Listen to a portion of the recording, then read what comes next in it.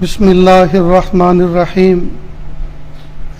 الحمد للہ وکفا وسلام علی عبادہ الذین اصطفیٰ اما بعد اعوذ باللہ من الشیطان الرجیم بسم اللہ الرحمن الرحیم الم یعلم بان اللہ یری سبحان ربک رب العزۃ عما یصفون وسلام علی المرسلین والحمد للہ رب العالمین اللہم صلی علی سیدنا محمد وعلی آل سیدنا محمد وبارک وسلم اللہم صلی علی سیدنا محمد وعلی آل سیدنا محمد وبارک وسلم اللہم صلی علی سیدنا محمد وعلی آل سیدنا محمد وبارک وسلم۔ فکر آخرت ایک ایسا عنوان ہے اور ذکر آخرت ایک ایسی نعمت ہے کہ یہ دنیا کی بے ثباتی معلوم ہوتی ہے اور قیامت کے دن اللہ تعالیٰ کے سامنے پیش ہونا اور کھڑے ہونا اس کا احساس ہوتا ہے۔ جن قوموں کے یہاں فکر آخرت کا احساس نہیں ہے وہ قومیں بے راہ روی کا شکار ہیں۔ آپ ایک مثال سے اس طرح سے سمجھیں کہ ایک والد اپنے بچے کو گھر میں جا کر کہتا ہے کہ بیٹا آپ نماز پڑھا کریں، آپ نماز پڑھا کریں اور دیکھو مجھے مسجد میں تم نظر آنے چاہیے۔ اب جب بچہ مسجد میں آتا ہے تو سب سے پہلے یہ دیکھتا ہے کہ ابا کدھر ہے، اور جدھر ابا ہوتے ہیں ادھر ہی نماز پڑھتا ہے۔ اور مقصد کیا ہوتا ہے؟ مقصد یہ ہوتا ہے تاکہ ابا دیکھ لیں۔ پھر یہ بچہ دھیرے دھیرے بڑا ہوتا ہے، پھر اس کے اندر اس بات کا احساس پیدا ہوتا ہے کہ نماز ابا کے لیے تھوڑی پڑھتے ہیں، نماز تو ربا کے لیے پڑھتے ہیں۔ تو ہر اخلاص کی ابتدا ریاکاری سے ہوتی ہے۔ شروع میں بچہ ابا کے لیے، استاد کے لیے، گھر کے ذمہ دار کے لیے، نگراں کے لیے کام کرتا ہے، لیکن بعد میں چل کر احساس ہوتا ہے کہ نہیں، ابا دیکھیں یا نہ دیکھیں لیکن ربا تو دیکھ رہا ہے۔ تو یہ جو کسی کے دیکھنے کا احساس، یہ انسان کو کسی کام کے کرنے پر مجبور کرتا ہے اور کسی گناہ سے رکنے پہ مجبور کرتا ہے۔ اس لیے آپ نے دیکھا ہوگا وہ بچہ جو اپنے ابا کے لیے یا ابا کی سختی سے یا ابا کے آرڈر سے نماز پڑھنے آتا ہے، مسجد میں آ کے سب سے پہلے وہ دیکھتا ابا کدھر ہیں، اور جس دن ابا نظر نہیں آئے اس دن ایک رکعت پڑھ کے چلا جاتا ہے کہ اس لیے کہ جو دیکھنے والے ہستی تھی وہ تو موجود نہیں ہے، اب دکھاؤں کسے، چلا جاتا ہے۔ اور کئی مرتبہ ابا پہلے سے آ جاتے ہیں، بیٹا بعد میں آتا ہے، تو ابا کے پیچھے نماز پڑھتا ہے اور کھانستا بھی ہے تاکہ ابا کو نماز میں احساس ہو جائے کہ بیٹا پیچھے آ چکا ہے۔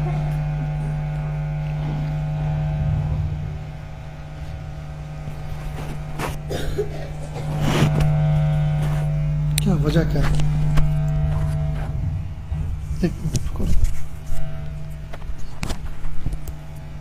کیا میرے سینے میں اتنا کرنٹ ہے؟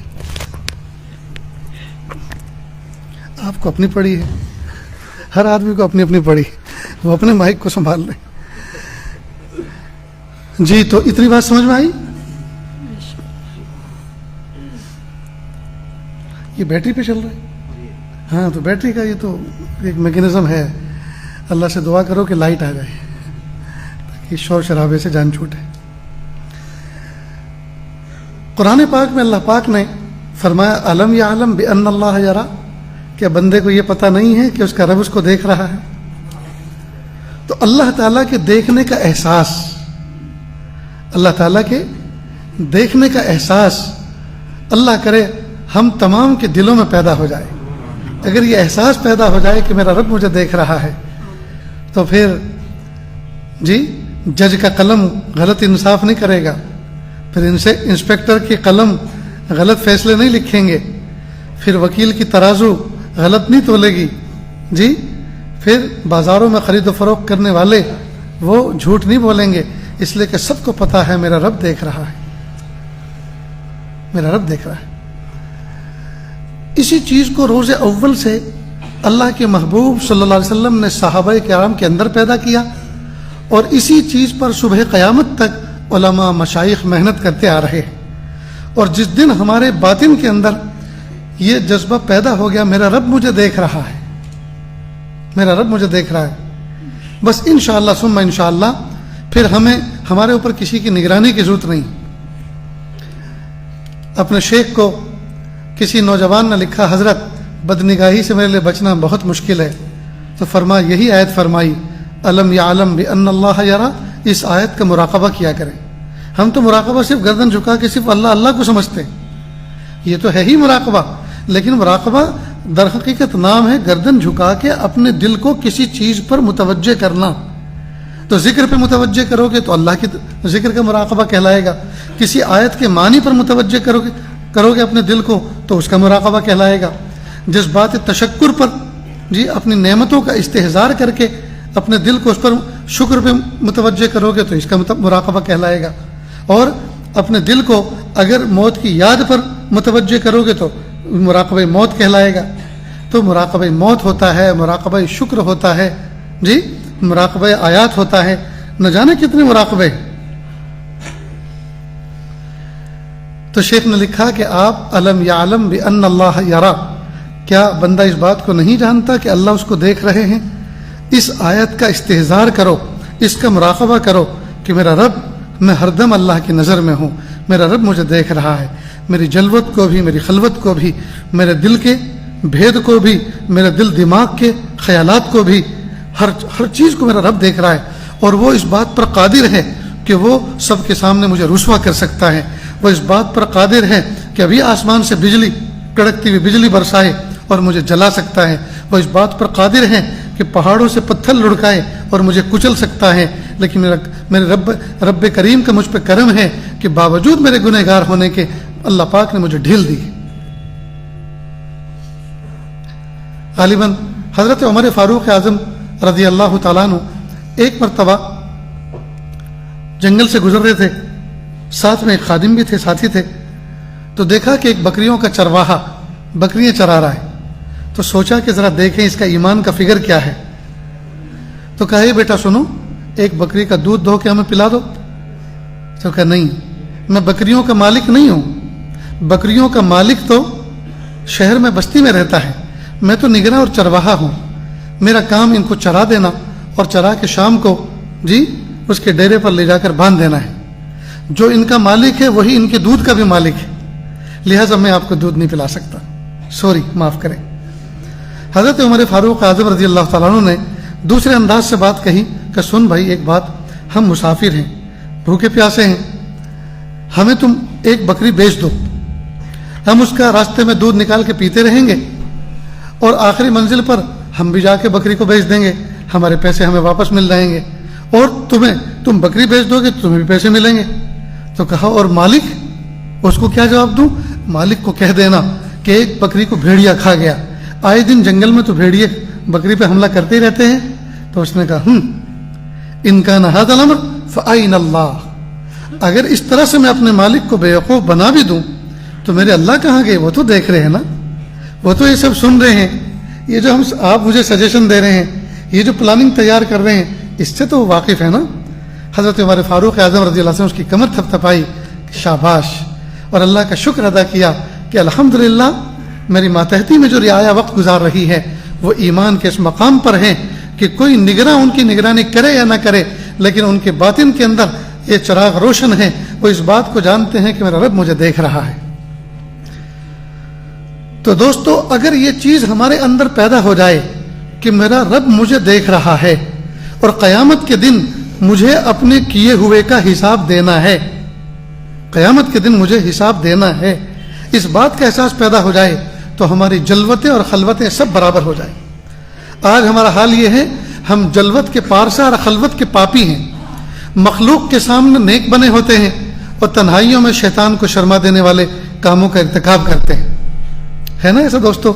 مخلوق کے سامنے ہم سوہنے سجیلے نیک سالے بندے بن کے بیٹھتے ہیں، بزرگ اور پارسا بنے بیٹھتے ہیں، اور جہاں دروازہ بند ہوا، جہاں ونڈو بند ہوئی، اور اس کے بعد ہم شیطانی چنگل میں پھنستے ہیں، ایسی ایسی ویب سائٹ کھولتے ہیں جہاں سوائے بے حیائی اور بے شرمی کی کوئی چیز نہیں ہوتی.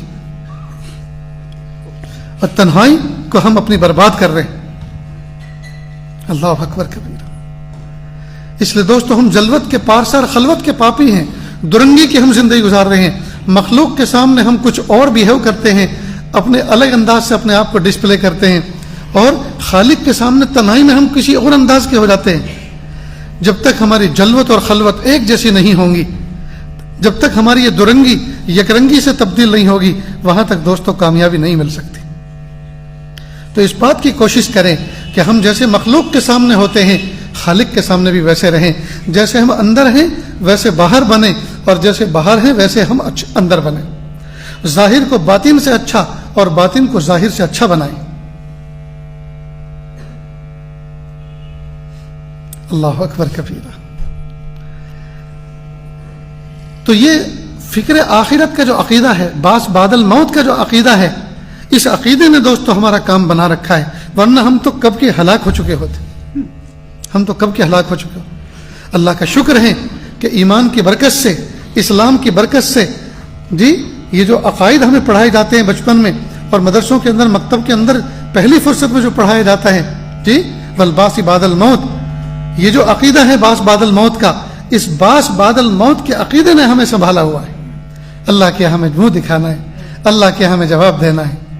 مخلوق کے سامنے ہم چھپا لیں گے, مخلوق کو بیوقوف بنا دیں گے, لیکن اللہ تعالیٰ کے یہاں تو ہم نہیں چھپا سکتے.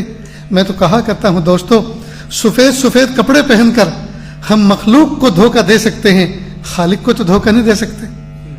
سفید سفید کپڑے پہن کر مخلوق کو دھوکہ دے سکتے ہیں, خالق کو دھوکہ نہیں دے سکتے. ہمارے دل میں اس وقت کیا ہلچل مچ رہی ہے اللہ اس سے بھی واقف ہے. ہم مجلس سے اٹھنے کے بعد کیا گناہ کی پلاننگ کر رہے ہیں اللہ اس سے بھی واقف ہے. ہمارے سیل فون کے اندر کیا کیا تماشے محفوظ ہیں, میموری میں کیا کیا رکھا ہوا ہے اللہ اس سے بھی واقف ہے.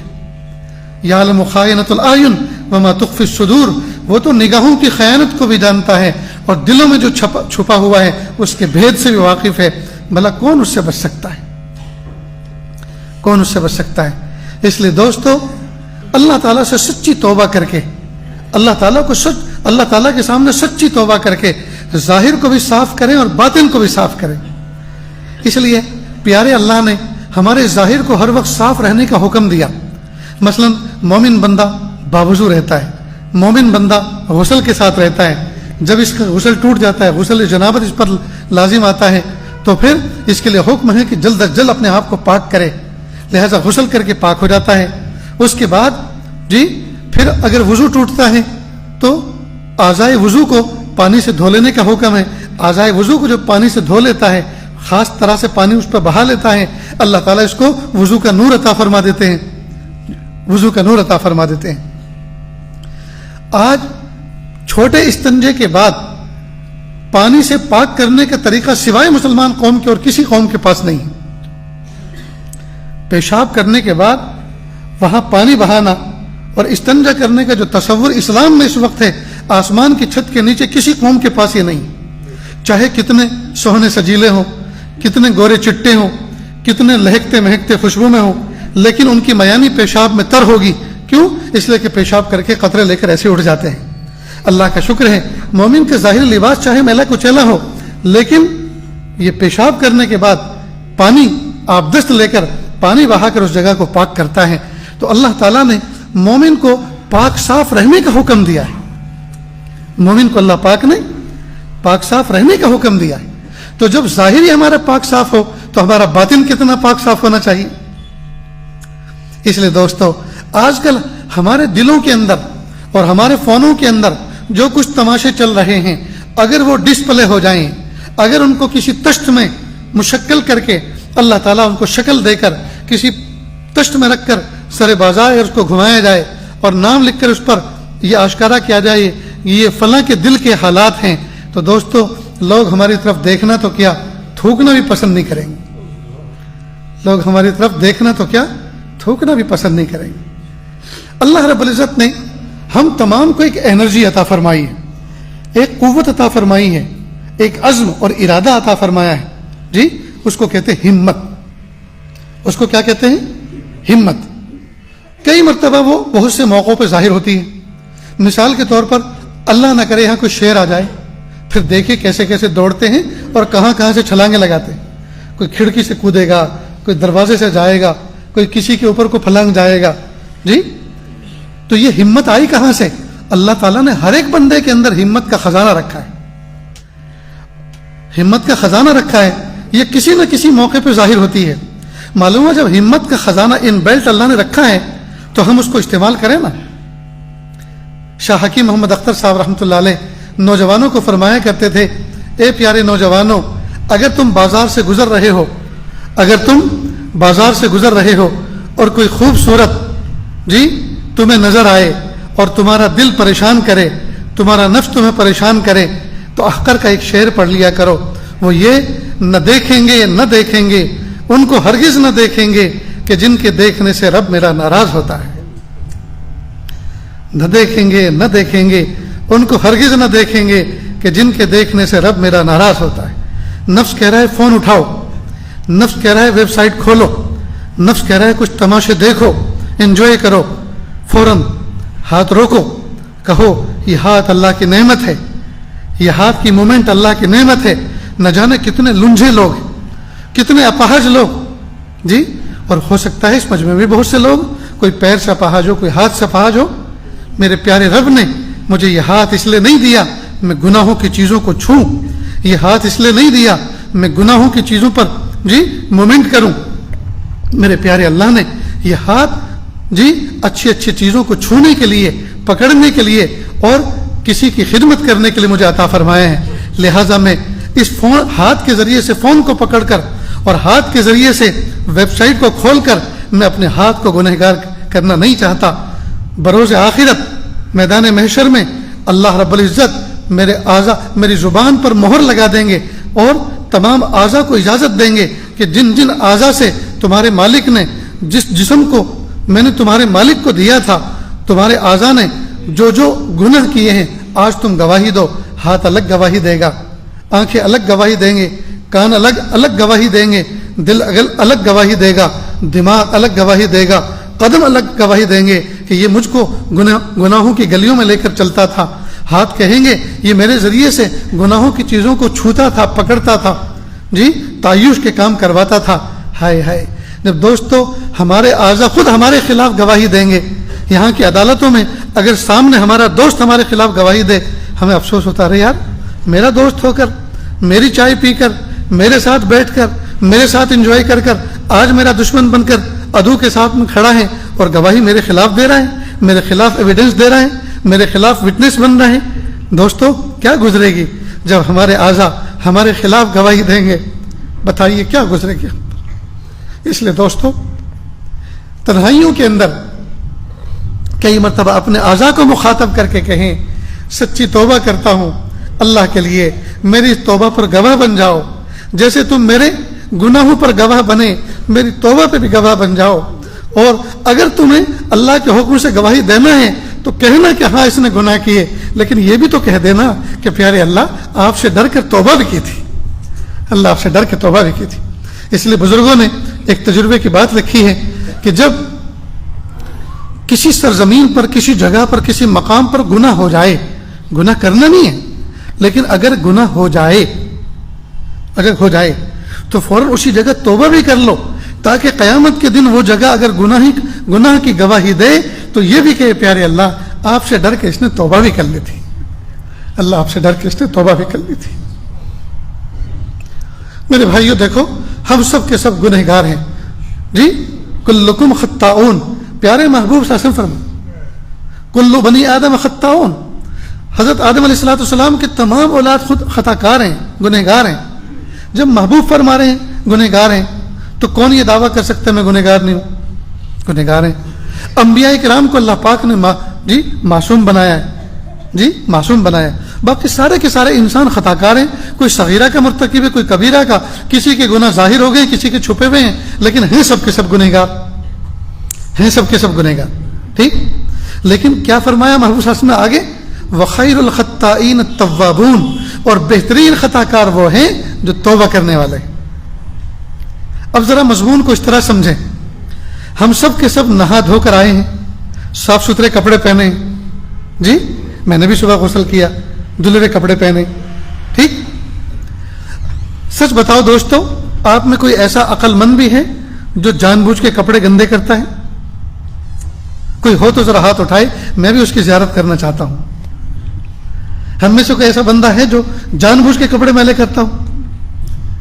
लेकिन कपड़े मैले होते हैं कि नहीं होते? बावजूद इसके कि कपड़े मैले ना हो, लेकिन शाम तक मैले होते हैं कि नहीं होते?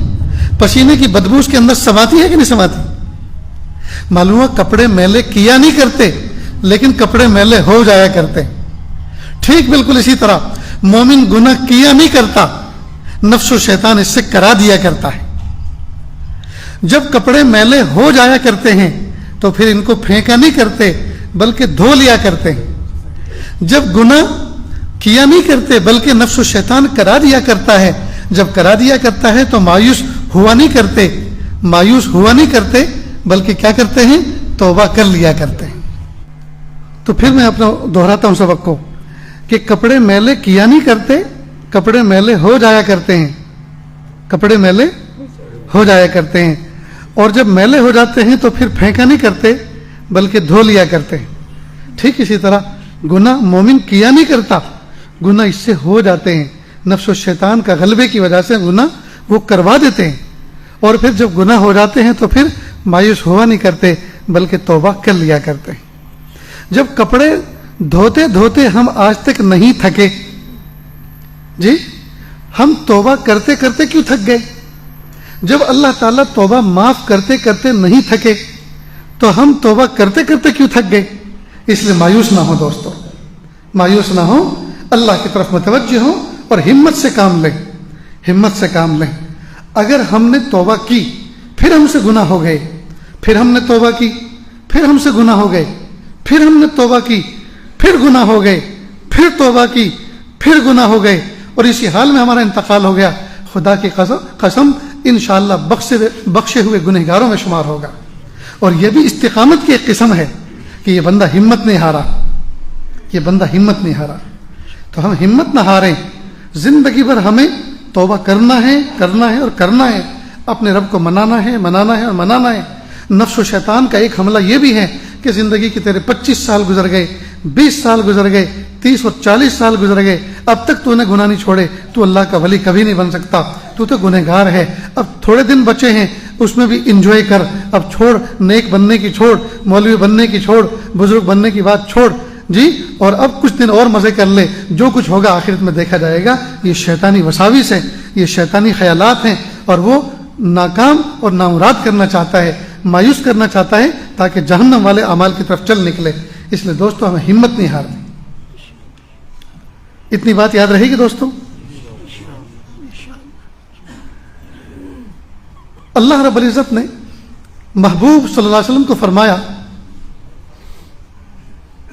कि बेशक आप खुलूक अजीम के मालिक हैं, यानी आपको बहुत बुलंद अखलाक अता फरमाए।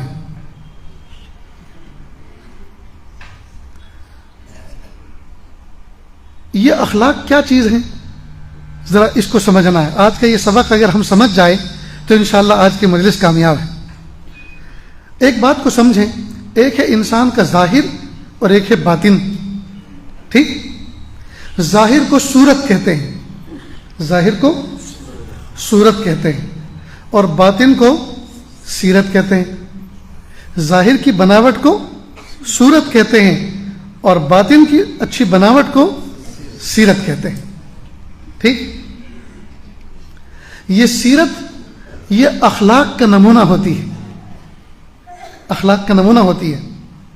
इंसान जितने भी काम दुनिया में करता है, जितने भी इंसान काम कर रहे हैं, ये सारे के सारे काम ये शाखें हैं जी। ये जितने भी आमाल हैं, ये आमाल ये फरा हैं, शाखें हैं, और असल और तना क्या है? अखलाक।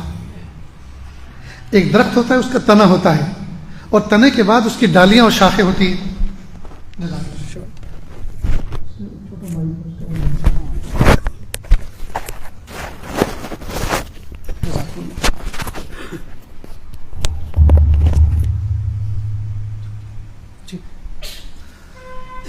एक दरख्त होता है, उसका तना होता है, फिर उसमें से डालियां निकलती हैं, फिर उसमें छोटी छोटी पत्तियां निकलती हैं, कलियां निकलती हैं, फल और फूल आते हैं। ٹھیک. تو جتنے بھی اعمال ہیں یہ سارے کے سارے فرع ہیں، شاخ ہیں، اور اصل کیا ہے؟ اصل اخلاق ہے. تو اعمال فرع ہیں اور اخلاق اصل ہے، تنا ہے.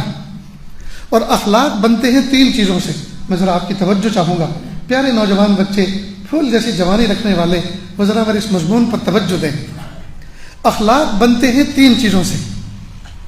3 چیزوں کے مجموعے کا نام اخلاق ہے. اور جب اخلاق بنتے ہیں تو اخلاق سے اعمال سرزد ہوتے ہیں. تو اعمال یہ اخلاق کا نتیجہ ہوتے ہیں. اگر اخلاق اچھے نہیں ہیں تو اعمال اچھے نہیں ہوتے، اور اخلاق اچھے ہیں تو اعمال اچھے ہوتے ہیں. لیکن خود اخلاق بنتے ہیں 3 چیزوں سے. ایک ہے قوت عقلیہ، ایک ہے قوت غضبیہ، ایک ہے قوت شہویہ. میں اس کو ایکسپلین کرتا ہوں، سمجھاتا ہوں. قوت عقلیہ، اللہ پاک نے ہر مومن بندے کو، بلکہ ہر انسان کو عقل کا ایک نور عطا فرمایا جس کے ذریعے سے انسان نفع اور نقصان کا اندازہ لگاتا ہے. یہ عقل کا نور اللہ پاک نے صرف انسانوں کو عطا فرمایا، انسانوں کو عطا فرمایا. اسی عقل کے نور کی وجہ سے انسان طرح طرح کی ایجادات کرتا ہے. انسان پڑھنے پڑھانے کا کام کرتا ہے، سمجھنے سمجھانے کا کام کرتا ہے، خود بھی سمجھتا ہے، دوسروں کو سمجھاتا ہے، خود بھی برائی سے بچتا ہے، دوسروں کو بچاتا ہے، خود بھی ایک راستے پہ چلتا ہے، دوسروں کو بھی چلاتا ہے. یہ کام صرف انسانوں میں ہے، جانوروں میں نہیں ہے، پرندوں میں نہیں ہے، چرندوں میں نہیں ہے، درندوں میں نہیں ہے. کیوں؟ اس لیے کہ اللہ پاک نے اس مخلوق کو، ان مخلوقات کو عقل کا نور نہیں عطا فرمایا. عقل کا نور اللہ پاک نے انسانوں کو عطا فرمایا. اب یہ جو قوت عقلیہ ہے، یہ جو قوت عقلیہ ہے، اس قوت عقلیہ کو جو اللہ پاک نے نور بنا کے انسان کو عطا فرمایا، اس کے ذریعے سے بندہ نفع اور نقصان کا اندازہ لگاتا ہے. ٹھیک، معلوم ہوا اللہ تعالیٰ سے اس نعمت کا سوال کرنا چاہیے. پیارے اللہ، بہترین سے بہترین ہمیں قوت عقلیہ عطا فرما، نفع نقصان کو پہچاننے کا شعور عطا فرما. اب اس کا ایک اعلیٰ فرد ہے جس کو افراد کہتے ہیں، اور ایک نچلا فرد ہے جس کو تفرید کہتے ہیں، اور دونوں ناپسند ہیں. اس کا ایک بیچ کا فرد ہے جس کو اعتدال کہتے ہیں. سمجھ گئے؟ سمجھ میں آئی دوستو؟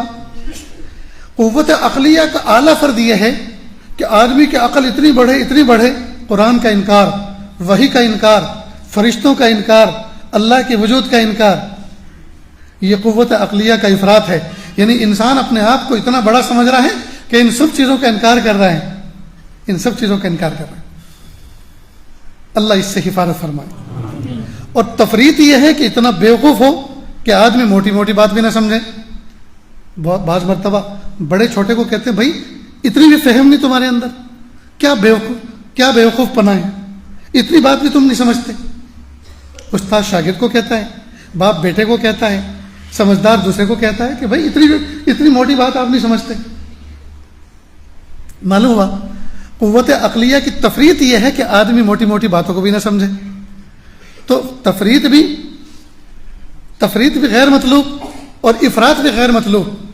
عقل کا وہ درجہ کہ جس میں وحی کا، فرشتوں کا، اللہ کے وجود کا انکار کرے، حشر نشر کا، یوم آخرت کا انکار کرے، یہ بھی غیر مطلوب.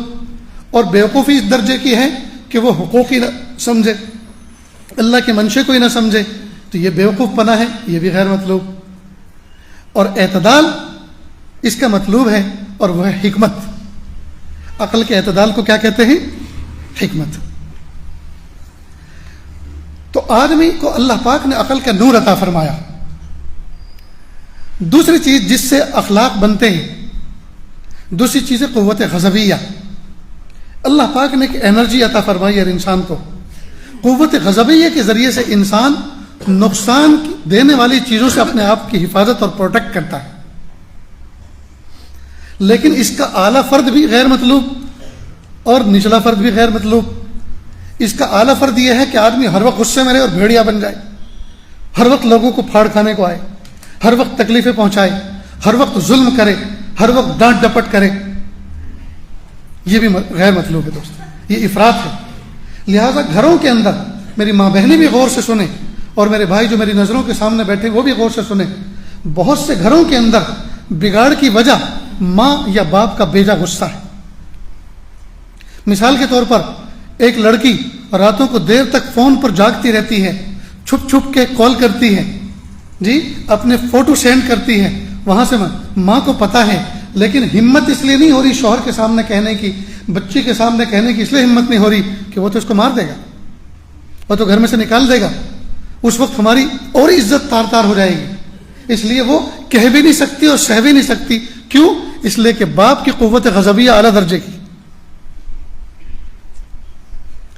معلوم ہوا چاہے ماں، چاہے باپ، چاہے گھر میں کوئی بھائی بہن اگر غصے کی مقدار اتنی وافر رکھتا ہے کہ دوسرے لوگ حق بات کہتے ہوئے اس کے سامنے ڈرتے ہیں، صاف بات کہتے ہوئے ڈرتے ہیں، تو اس کا مطلب یہ ہے کہ یہ صلاحیت جو اللہ پاک نے عطا فرمائی ہے یہ اس درجے کی ہے جو افراد کے درجے کو پہنچی ہوئی ہے، اور یہ مضر ہے۔ اور قوت غضبیہ کی تفریط یہ ہے کہ آدمی کو غصہ ہی نہ آئے، اتنا بحث ہو جائے کہ غصہ ہی نہ آئے۔ دیکھو یہ ایک نعمت ہے اللہ کی، اگر غصہ نہیں ہوگا تو آدمی اپنے شاعر اللہ کی کیسے حفاظت کرے گا، اپنی بیوی بچوں کی عزت آبرو کی کیسے حفاظت کرے گا؟ کچھ اوباش قسم کے نوجوان لوگ آ کے کھڑے ہوتے ہیں ہمارے دروازے کے باہر، ونڈو کے باہر، جی تو اگر غصہ ہوگا، اے کیا ہے بھائی یہاں کیوں کھڑے ہو، تو اگر سرخ آنکھیں کر کے دو چار الفاظ غصے میں کہے گا تو بھاگیں گے کہ نہیں بھاگیں گے؟ اور اگر کچھ نہیں بولے گا تو وہ تو اور زیادہ دوستوں کو بلا کے لائیں گے اور وہاں تماشا بنائیں گے اور ویڈیو بنائیں گے۔ معلوم ہوا قوت غضبیہ کا افراط بھی غیر مطلوب اور تفریط بھی غیر مطلوب، اس کا درجہ بیچ کا جس کو اعتدال کہتے ہیں اس کو کہتے ہیں حکمت، اس کو کہتے ہیں شجاعت۔ قوت غضبیہ کا جو اعلیٰ فرد ہے، یہ اعتدال کا فرد ہے، اس کو کہتے ہیں شجاعت، یہ مطلوب ہے شجاعت مطلوب۔ اس لیے غصہ دوستو ایک انرجی ہے، غصہ اللہ کی ایک نعمت ہے، جیسے پیسہ اللہ کی ایک نعمت ہے، لیکن اسی پیسے سے کوئی جوا کھیلے تو غلط کر رہا ہے، شراب پیے تو غلط کر رہا ہے، نشے کی چیزیں خریدے تو غلط کر رہا ہے، کسی پر ظلم کرنے کی پلاننگ پیسے کے ذریعے سے کرے تو غلط کر رہا ہے، اللہ کی نعمت کو غلط جگہ استعمال کر رہا ہے۔ ٹھیک اسی طرح غصہ ایک نعمت ہے، اس کے ذریعے سے آدمی ظلم کر رہا ہے تو غلط کر رہا ہے، اور اس کے ذریعے سے اگر کسی ظالم کے ہاتھ کو روک رہا ہے، دھمکا رہا ہے، تو یہ اللہ تعالیٰ کی طرف سے ایک خاص انعام ہے۔ تو اخلاق جن چیزوں سے بنتے ہیں ان میں سے ایک ہے قوت عقلیہ اور ایک ہے قوت غضبیہ۔ یہ دو بات سمجھ گئی؟ قوت عقلیہ کا اعلیٰ فرد افراط، یہ بھی غیر مطلوب، تفریط یہ بھی غیر مطلوب، اسی طرح قوت غضبیہ کا افراط یہ بھی غیر مطلوب، اور نچلا درجہ تفریط یہ بھی غیر مطلوب۔ قوت عقلیہ کا اعتدال حکمت کہلاتا ہے جو مطلوب ہے، اور قوت غضبیہ کا اعتدال شجاعت کہلاتا ہے جو مطلوب ہے۔ دو بات سمجھ گئے؟ اب تیسرا جس سے اخلاق بنتے ہیں، انسان کا باطن میں سیرت بنتی ہے، اخلاق بنتے ہیں، تیسرا فرد ہے قوت شہویہ۔ شہویہ یہ لفظ شہوت اشتہا سے بنا ہے۔ شہوت کا مطلب ہم لوگ صرف سیکسول جذبات کو ہی سمجھتے ہیں، یقیناً وہ بھی ایک فرد ہے اس کا، لیکن شہوت کا مطلب صرف سیکسول جذبات نہیں ہے، بلکہ ہر قسم کی چاہت کو اشتہا سے اور قوت شہویہ سے تعبیر کرتے ہیں۔ چاہتیں جو انسان کے اندر آتی ہیں، چاہتیں چاہے وہ اچھی چیزوں کی ہے یا بری، ان چاہتوں کو قوت شہویہ کا اثر کہتے ہیں۔ یہ جو چاہتے ہیں یہ قوت شہویہ کا اثر ہے۔ اب اس کا اعلیٰ فرد افراط وہ بھی غیر مطلوب۔ اگر یہ قوت شہویہ اتنی بڑی ہو، کیا حلال کیا حرام سب برابر، کیا بیوی اور کیا خادمہ سب برابر، تو اس کا مطلب یہ ہوا کہ قوت شہویہ یہ اعلیٰ درجے کی۔ پھر شہوت کا تعلق صرف سیکسول جذبات ہی سے نہیں ہے، بہت سے لوگوں کو کھانے کی شہوت ہوتی ہے، اشتہا ہوتی ہے۔ مثلا دو آدمیوں کے یہاں سے دعوت آئی، ایک نے کہا میرے یہاں عقیقہ ہے، دوسرے نے کہا میرے یہاں ولیمہ ہے، دونوں کی دعوت قبول کر لی۔ پہلے والے کے یہاں اول وقت میں کھانے چلے گئے اور دوسرے والے کے یہاں آخری وقت میں کھانے چلے گئے، نپٹایا دونوں کو، جی اس کے یہاں 11:30 12 بجے کھانے چلے گئے اور اس کے یہاں 3 بجے گئے کہ پہلے والے کا ہضم ہو گیا، اور دوسرے کو کیا وہ ذرا کچھ کام نکل آیا تھا، اس لیے کام نہیں نکل آیا تھا، وہ پہلے کو ہضم کر رہا تھا تاکہ دوسرے کے یہاں جا کے بھی اچھی طرح سے آلتی پالتی لگا کے چہار زانو بیٹھ کے کھا سکیں، جی۔ اور اگر تیسرے کے یہاں سے دعوت آئی تو وہ بھی قبول، اس کے یہاں کہتے ذرا مجبور ہوں، مہمان آ گئے، میرا ٹفن بھیج رہا ہوں میں، ذرا وہ بھر کے بھیج دینا۔ کیا مطلب اس کا؟ یہ قوت شہویہ کا اعلیٰ درجہ افراد کا شکار ہے. پیاری والدہ نے، پیاری بیوی نے بہترین ڈشز تیار کی، بہترین پکوان گھر میں تیار کیے، پیٹ بھر کے کھایا. اس کے بعد بائک لے کر شہر میں نکلا، تالاب کھٹیا گیا اور وہاں جا کر پھر وہاں کوئی تندوری کھا کے آیا، پھر وہاں چکن چائنیز کھا کر آیا، وہاں 65 اڑا کر آیا. کیا مطلب؟ یہ قوت شہویہ کا افراد ہے. بہترین کپڑے ڈریسز موجود ہیں، لیکن ایک مرتبہ دیکھا کہ یار یہاں نیا مال بنا ہے، چلو یہاں دیکھ کے آتا ہوں. وہاں سے ٹی شرٹ لے کر آ رہا ہے، وہاں سے جینس لے کر آ رہا ہے.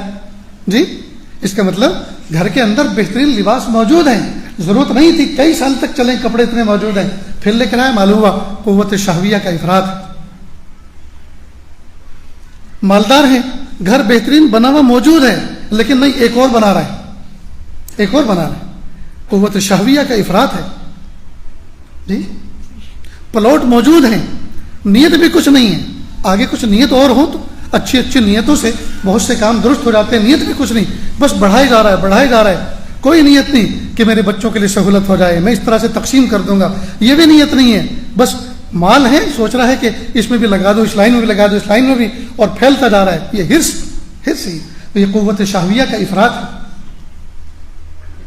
اور قوت شہویہ کی تفریط یہ ہے کہ آدمی جائز میں بھی شرمائے، جائز کو بھی جائز نہ سمجھے. ایک نوجوان بچہ تھا، اس کا نکاح ہوا، ٹھیک ٹھاک سا بچہ تھا، سیدھا سادہ سا، جس کو عام زبان میں صوفی صافی کہہ دیتے ہیں. حالانکہ یہ مقام تو بہت بلند ہے، لیکن میں عرف میں ایک بات کہہ رہا ہوں. اب اس کا نکاح ہو گیا، کسی بزرگ کے پاس گیا، حضرت نکاح ہو گیا، دعا کرنا، گناہ بہت ہوا کریں گے. ماشاءاللہ یہ چیز تو بہت اچھی طرح سمجھتے ہیں آپ لوگ. کیا کہا؟ حضرت دعا کرنا، نکاح ہو گیا، گھر والوں نے کسی طرح میرا نکاح کر دیا، اب گناہ بہت ہوا کریں گے، اس لیے آپ دعا کرنا. اب بتائیے، بیوی، حلال بیوی، تنہائی کے معاملات اس کے ساتھ عبادت ہیں، تنہائی کا وقت اس کے ساتھ گزارنا عبادت ہے، تنہائی کا عمل جو اللہ پاک نے رکھا ہے اس کے ساتھ عبادت ہے، وہ سنت ہے. لیکن عجیب بات ہے جی، اس کو وہ گناہ سمجھ رہا ہے، جائز چیز کو بھی گناہ سمجھ رہا ہے. یہ قوت شہویہ کی تفریط ہے. اور اس کا اعتدال والا حصہ اس کو کہتے ہیں عفت. اس کو کیا کہتے ہیں؟ عفت. تو حکمت، شجاعت اور عفت، یہ تین اعتدال کے درجے یاد رہیں گے انشاءاللہ. تو اللہ رب العزت نے انسان کے اندر جو اخلاق بنائے ہیں، جن اخلاق کے ذریعے سے کام وجود میں آتے ہیں، کام وجود میں آتے ہیں. تو جتنے بھی کام، جتنے بھی اعمال ہیں بندے کے، چاہے وہ بولنا ہو، چاہے وہ ہنسنا ہو، چاہے کسی کی خدمت کرنا ہو، چاہے کسی کا تعاون کرنا ہو، چاہے کسی کی رہبری کرنا ہو، جی چاہے پڑھنا پڑھانا ہو، جی چاہے کچھ مشورہ دینا ہو، چاہے کوئی سوشل ورک کرنا ہو، جی جتنے بھی اعمال بندہ وجود میں لاتا ہے، ہم میں سے جتنے بھی لوگ اعمال کرتے ہیں، یہ سارے کے سارے اعمال ہمارے اخلاق کا نتیجہ ہیں. اور اخلاق بنتے ہیں تین چیزوں سے. اگر ان تین چیزوں کے اندر اعتدال نہیں ہے تو اعمال بھی گڑبڑا جاتے ہیں، اعمال بھی گڑبڑا جاتے ہیں. اور اگر یہ تینوں چیزیں اعتدال پر ہیں تو اخلاق بھی اعتدال پر ہوتے ہیں، اور انہی اخلاق کا ڈسپلے اعمال کے ذریعے سے ظاہر ہوتا ہے. پتہ نہیں میں اپنا سبق آپ کو سمجھا پایا کہ نہیں. اللہ رب العزت ہمیں صحیح سمجھنے کی توفیق عطا فرمائے. اس لیے دوستو، ہمارے اکابر مشائخ لوگوں کے ظاہری حالات کو دیکھ کر اندازہ لگا لیتے تھے کہ باطن کیسا ہے، باطن کیسا ہے. وہ اصل میں انہی چیزوں سے اندازہ لگاتے تھے، وہ جانتے تھے اندر کی گر کیا ہے. حضرت تھانوی رحمۃ اللہ علیہ کے پاس انہی کے ایک مرید آئے ایک بچے کو لے کر. حضرت نے پوچھا کہ آپ کے بچے ہیں؟ کہ جی حضرت. کہا ان کا ٹکٹ لیا آپ نے؟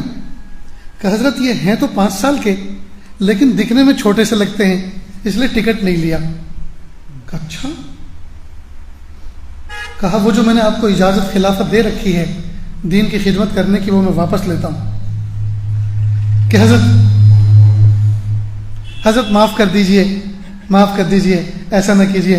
ادھر سے میں جب جاؤں گا تو 2 ٹکٹ خریدوں گا اس بچے کے لیے، ایک کو پھاڑ کے پھینک دوں گا تاکہ ریلوے کمپنی کو پیسہ پہنچ جائے، جو آتے وقت کا میں نے نہیں لیا وہ بھی جمع ہو جائے، اور جاتے وقت کا میں ٹکٹ لے ہی رہا ہوں وہ تو ہوگا ہی جمع. اس لیے حضرت نے فرمایا اچھا ٹکٹ نہیں لیا، اس سے تو مجھے اس بات کا شبہ ہوا کہ آپ کے اندر مال کی محبت ہے، تبھی تو ٹکٹ نہیں لیا. لیکن اب خلافت جب لے لی اور اس کے واپس کرنے کا اصرار کر رہے ہیں تو اس کا مطلب یہ کہ حب جاہ بھی متحقق ہو گیا کہ حب جاہ کی بھی بیماری ہے، بڑا بن کر رہنے کی بھی بیماری ہے، جاؤ ہوا کھاؤ، اب یہ چیز آپ کو نہیں دی جاتی، تم اس کے اہل نہیں ہو۔ تو دیکھیے ایک ٹکٹ سے اندازہ لگا لیا، ایک ٹکٹ کے نہ لینے سے اندازہ لگا لیا کہ کیا کیا مرض ہے، کیا کیا مرض ہے۔ اس لیے اللہ والے یہ قلوب کے جاسوس ہوتے ہیں، دلوں کے بھید کے جاسوس ہوتے ہیں۔ وہ کھانے کے اٹھتے ہوئے لقموں سے اندازہ لگا لیتے ہیں کھانے کی کتنی حرص اندر موجود ہے، کھانے کی حرص کتنی موجود ہے۔ آپ نے دیکھا ہوگا کئی مرتبہ جی کہ آدمی اپنے سامنے کی بوٹی تو کھا لیتا ہے اور دوسرے کے سامنے جو بوٹی اس کو اپنی طرف لائے کیسے، اس کے سامنے سے ہاتھ ڈال کے لانا تو اچھی بات نہیں ہے، تو نمک ڈالنے کے بہانے سے ایسا ہلاتا ہے کہ وہ بوٹی بھی ادھر آ جاتی ہے، جاؤ ہوا کھاؤ۔ اس کا مطلب کیا ہوا؟ اس کا مطلب یہ ہوا کہ اندر حرص موجود۔ مرکز نظام الدین کا واقعہ ہے، حضرت مولانا انعام الحسن صاحب رحمۃ اللہ علیہ جب حیات تھے اس زمانے میں کوئی جماعت آئی، 40 دن چلہ پورا کر کے آئی جماعت، دسترخوان بچھانے کا وقت تھا، کہا بھائی چلو کھانے بیٹھ جاؤ، کھانے بیٹھ گئے۔ جیسے کھانے بیٹھے تو فوراً اس کے بعد کہا اچھا بھائی دیکھو 40 دن میں آپ دعائیں سیکھ کر آئے ہیں، نمازیں سیکھ کر آئے ہیں، فکر آخرت تمہارے اندر آیا ہے، شوق آیا ہے، اس کو باقی رکھیں اور مسجد وار جماعت میں جڑے رہیں، گھر کی تعلیم کو زندہ رکھیں، کتابوں کو پڑھیں، علماء صلحاء سے رابطہ کریں، جوڑیں، اس طرح سے نصیحت کی اور جائیے، بیوی بچے انتظار کر رہے ہوں گے۔ امیر صاحب نے کہا کہ حضرت کارگزاری تو بھی باقی ہے، کہ نہیں کارگزاری تو ہو چکی۔ تو امیر حضرت نے جب یہ کہا کارگزاری تو ہو چکی تو امیر صاحب نے تیز تیز آنکھوں سے اپنے ساتھیوں کو دیکھا، میری اجازت کے بغیر کس نے کارگزاری سنا دی؟ تو سب نے کہا ہم نے تو نہیں سنائی۔ حضرت سمجھ گئے، حضرت نے فرمایا کہ اصل میں کسی نے نہیں سنائی، لیکن یہ جو آپ دسترخوان پہ بیٹھ کر کھانا کھا رہے تھے یہ کارگزاری تو تھی۔ آپ کے لقمے چھوٹے تھے یا بڑے تھے، کس کے ہاتھ تیز چل رہے تھے، کس کے آہستہ چل رہے تھے، کون کس کے سامنے سے بوٹی کھینچ رہا تھا، یہ سب اندازہ ہو گیا کہ کتنے بنے ہیں اور کتنے بگڑے ہیں، کتنا سیکھا ہے اور کتنا کچا پن باقی ہے۔ میرے بھائیوں یہ اللہ والے یہ قلوب کے جاسوس ہوتے ہیں، یہ دلوں کے بھیدی ہوتے ہیں۔ ان کے سامنے بیٹھو تو نظروں کو بھی سنبھال کے رکھو، دل کی کیفیات کو بھی سنبھال کے رکھو، اپنے آپ کو بھی سنبھال کے رکھو۔ ہمارے چند جملوں سے اندازہ لگا لیتے ہیں کہ ہماری ہسٹری کیا ہے۔ ہومیوپیتھک والے جو ڈاکٹر ہوتے ہیں وہ پہلے دن پیشنٹ سے اچھا خاصا ٹائم لیتے ہیں، کوئی 15 منٹ لیتا ہے، کوئی آدھا گھنٹہ لیتا ہے، بہت سارے سوالات کرتا ہے اور انہی سوالات سے وہ اندازہ لگا لیتا ہے اس کی بیماری کا، اسی کے اعتبار سے دوا تجویز کرتا ہے۔ تو جب ڈاکٹروں کا یہ حال ہے کہ وہ اندازے لگا لیتے ہیں، جی یہ اللہ والے بھی گفتگو سے اندازے لگا لیتے ہیں، چال چلن سے اندازے لگا لیتے ہیں، اٹھنے بیٹھنے سے اندازے لگا لیتے ہیں۔ کسی زمانے میں جب یہ پورا خطہ ایک تھا،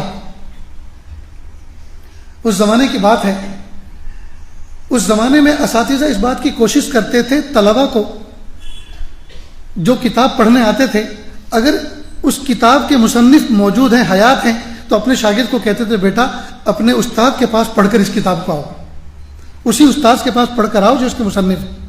تو ایک کتاب پتہ نہیں منطق کی تھی، فلسفے کی تھی یا فقہ کی تھی، اس کے استاد اس کے رائٹر تھے افغانستان میں۔ تو استاد نے کہا جاؤ بیٹا افغانستان اور وہاں جا کر استاد کے پاس پڑھ کر آؤ۔ اب یہ بچہ پیدل نہ جانے کیسے کیسے وہاں پہنچا، ہفتوں مہینوں لگ گئے۔ اب یہ جب دروازے پہ پہنچا، استاد اس وقت کھانا کھا رہے تھے، کہ کون؟ حضرت میں فلاں علاقے سے آیا ہوں اور میں ایک طالب علم ہوں، آپ کے پاس پڑھنے کے لیے آیا ہوں، بعد میں پڑھنے کی بات کرو، بھوکے ہوں گے، کھانے کے وقت دسترخوان لگائے، ہاتھ دھو کر کھانے بیٹھ جاؤ۔ کھانے بیٹھ گئے۔ اب کھانے کے بعد کہا اب بتاؤ کس لیے آئے ہو؟ حضرت وہ جو آپ کی کتاب لکھی ہوئی ہے، آپ اس کے رائٹر ہیں، مصنف ہیں، میں آپ کے پاس پڑھنے آیا ہوں۔ کہا کتاب تو میں آپ کو نہیں پڑھا سکتا، کوئی اور خدمت ہو تو بتاؤ۔ کہ حضرت نے تو صرف پڑھنے آیا ہوں۔ نہیں پڑھا تو میں نہیں سکتا۔ مایوس ہو کر واپس آ گیا۔ جب اپنے استاد کے پاس آیا کہ حضرت انہوں نے تو منع کیا کتاب پڑھانے سے، کتاب پڑھانے سے منع کیا۔ کہ اچھا، کہ آپ نے کوئی گستاخی تو نہیں کی؟ نہیں حضرت کچھ بھی نہیں، کھانے بیٹھے ہوئے تھے، دسترخوان بچھا ہوا تھا، مجھے بٹھا دیا، اور کھانے کے بعد جب پوچھا کہ کیا مقصد ہے، کیوں آئے ہو، میں نے کہا جی اتنی مشقت اٹھا کے صرف اس کتاب کو پڑھنے کے لیے آیا ہوں جس کو آپ نے لکھا ہے۔ تو کہا اگر پڑھنے آئے ہو تو کتاب تو میں آپ کو نہیں پڑھا سکتا، اور کوئی کام اور خدمت ہو تو بتاؤ۔ یہاں تک کہ میں تو آ گیا واپس۔ تو استاد نے سمجھا کہ ضرور اس نے کھانے پینے میں کوئی ایسی گڑبڑی کی ہوگی جس سے استاد کو رنجیدگی پہنچی۔ چنانچہ دسترخوان لگایا گیا، اس بچے کے ہاتھ دھلوائے اور کہا کہ چلو کھاؤ میرے ساتھ۔ کھانا شروع کیا۔ اب یہ جو بچہ کھا رہا تھا اس پہ کڑی نظر رکھی کہ دیکھیں یہ کس طرح سے کھاتا ہے۔ تو کھاتے ہوئے اس کی ایک خامی نظر آئی، ڈیٹیکٹ ہوئی، اور وہ خامی کیا تھی کہ سالن کے تناسب سے لقمہ بڑا بنا رہا تھا۔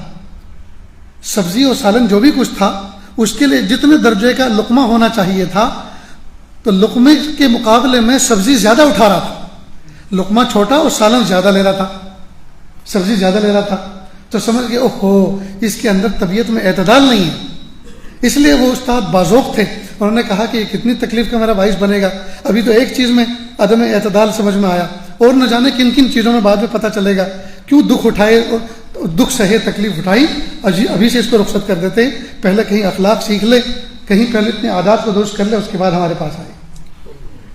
میرے بھائیوں، ہم اپنے اخلاق کو درست کریں، اور اخلاق کے لیے جو 3 چیزیں بنیادی ہیں، قوت غضبیہ، قوت عقلیہ، قوت غضبیہ، قوت شہویہ، اللہ تعالیٰ سے اس کا اعتدال مانگیں، اس کا اعلیٰ فرد مانگیں، اور اس میں جو افراط و تفریط ہے اس سے بچیں۔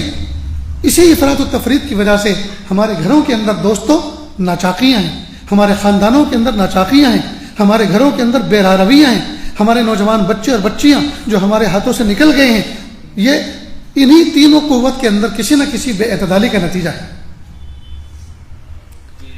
کسی نہ کسی بے اعتدالی کا نتیجہ ہے۔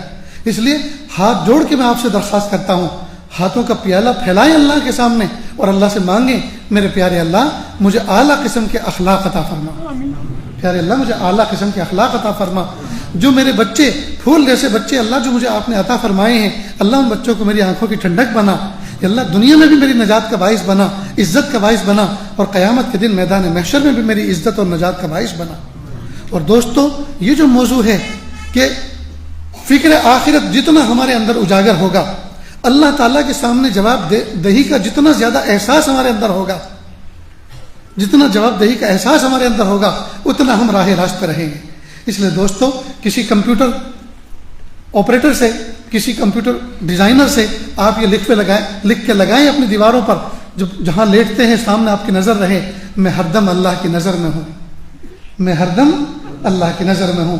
اللہ دیکھ رہا ہے، اللہ سن رہا ہے، اللہ دیکھ رہا ہے، اللہ سن رہا ہے، میں جو بول رہا ہوں وہ بھی سن رہا ہے، اور جو میں کر رہا ہوں اس کو بھی دیکھ رہا ہے۔ الم یعلم بان اللہ یرا، کیا تو نہیں جانتا، کیا تجھے خبر نہیں ہے کہ اللہ تعالیٰ تجھ سے واقف ہے، تجھے دیکھ رہے ہیں۔ ان ربک لبالمرصاد، بے شک تیرا رب تیری گھات میں ہے۔ اس قسم کے تذکیری جملے ہم اپنے آفس کے اندر یا جن مقامات پر گناہ سرزد ہو سکتے ہیں ان مقامات کے اوپر ہم لگا کے رکھیں، تاکہ ہمیں وہ بار بار ریمائنڈر دیتے رہیں، ہمیں بار بار ریمائنڈر دیتے رہیں۔ ہم اپنے سیل فون کی اسکرین پر اس کو لگائیں، ہم ڈیسک ٹاپ پہ اس کو لگائیں، کہ اللہ تعالیٰ دیکھ رہے ہیں، اللہ سن رہے ہیں، بے شک اللہ تعالیٰ تیری گھات میں ہے، ان ربک لبالمرصاد، بے شک تیرا رب تیری گھات میں ہے۔ اگر ہم ان چیزوں کو سامنے رکھیں گے تو انشاءاللہ، اور اس کا مراقبہ کریں گے، اس کو اپنے اندر اتاریں گے، میرا رب میرے ساتھ ہے، ہردم میں اپنے رب کی نظر میں ہوں، تو انشاءاللہ غلطی نہیں ہوگی، انشاءاللہ غلطی نہیں ہوگی۔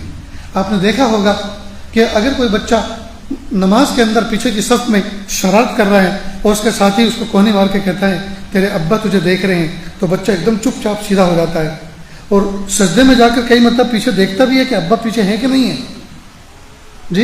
اور نہیں ہوتے ہیں تو پہلے سے زیادہ شرارت کرتا ہے۔ تو ابا کا کوئی احساس دلا دے کہ تیرا ابا تجھے دیکھ رہا ہے، بچے کو کوئی احساس دلا دے تو بچہ شرارت نہیں کرتا۔ اگر کوئی بندے کو اس بات کا احساس پیدا کرا دے تیرا رب تجھے دیکھ رہا ہے، تو پھر یہ بندہ گناہ نہیں کرتا، گناہ نہیں کرتا۔ اور دوستو، دنیا میں جتنے بھی نقصان ہوتے ہیں یہ کسی غفلت کا نتیجہ ہوتے ہیں۔ اگر کوئی ماہر ڈرائیور گاڑی چلا رہا ہے اور اچانک ایکسیڈنٹ ہو جائے، اس سے کوئی پوچھے بھائی آپ تو اتنے ماہر ہو کہ آپ سے تو ڈرائیونگ ہم نے سیکھی ہے اور آپ نے یہ کیسے غلطی کر ڈالی، کہ یار مت پوچھو، میں ادھر کو دیکھ رہا تھا, تھوڑا سا غافل ہوا اصل راستے سے اور فوراً گاڑی ٹھک گئی. معلوم ہوا سامنے کی طرف سے بندہ جہاں غافل ہوا تو ایکسیڈنٹ کا حادثہ وجود میں آیا. ہماری ماں بہنیں کچن کے اندر چولہے پر وہ جو پلیٹ فارم ہوتا ہے کھڑی رہتی ہیں اور پتیلی میں نظر رکھتی ہیں, اور جہاں ذرا سی غافل ہوئی, جہاں ذرا فون دیکھا, دودھ ابل گیا.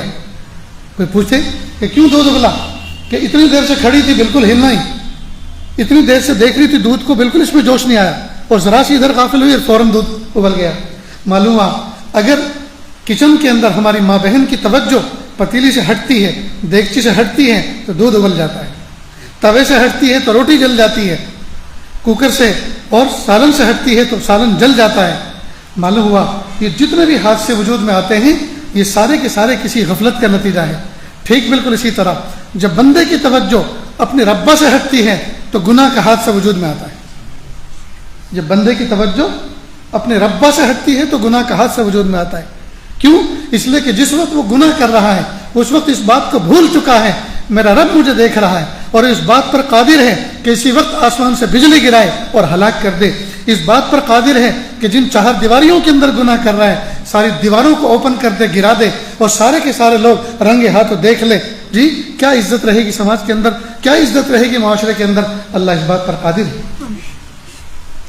ایک باغ کا مالک تھا, ملینر بلینر آدمی تھا, شہر میں رہتا تھا.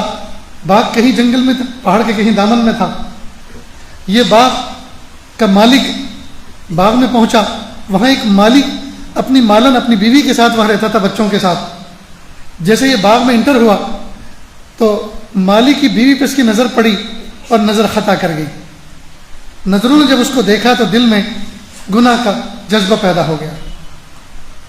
فوراً اندر گیا جو اس نے فارم ہاؤس بنایا تھا اور اس مالک کو بلایا اور کہا کہ تمہارے چھوٹے چھوٹے بچے ہیں, لو یہ پیسے ذرا ان کو لے کر بازار میں گھما کے لاؤ, اور کچھ پیسے زیادہ دیے کہ کچھ چیز دلوا کے لانا. اس طرح سے اس نے تنہائی پیدا کر لی. جو مالی کی بیوی تھی اس کو اس بات کا احساس ہو گیا آج شاید میری عزت پر آ بنی ہے.